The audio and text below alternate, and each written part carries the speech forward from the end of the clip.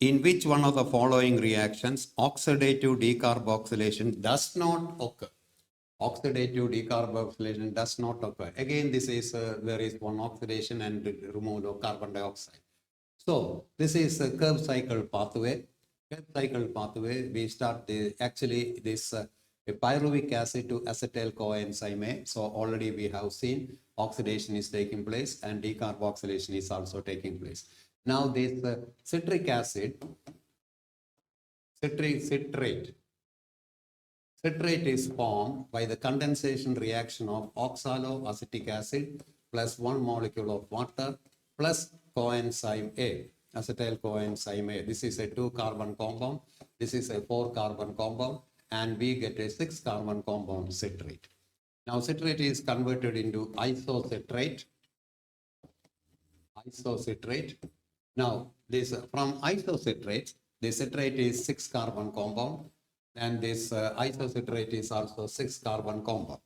Now two consecutive decarboxylations takes place. Removal of carbon in the form of carbon dioxide takes place. So from isocitrate, this alpha ketoglutarate is formed. Alpha ketoglutarate is formed.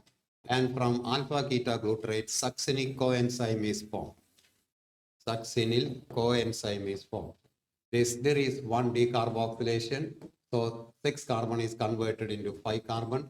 Along with the one oxidation, NAD will be reduced to NADH2. Similarly, from alpha ketoglutarate, 1 carbon dioxide is removed. So 1 carbon dioxide is removed. So succinyl coenzyme A becomes 4-carbon compound. And along with this, one NAD is reduced to NADH2. So we get this decarboxylation and oxidation, oxidative decarboxylation. And here there is no oxidative decarboxylation. Here from malic acid to oxaloacetic acid, malic acid to oxaloacetic acid, last step of Krebs cycle. Here one only oxidation, one NADH2 will be formed, no decarboxylation.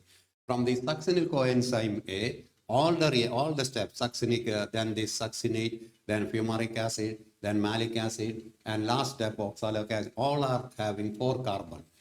So the purpose of decarboxylation in these tubes is to reduce the carbon number from 6 to 4. Okay. So that is malic acid to oxaloacetic acid. There is no decarboxylation, only one oxidation takes place.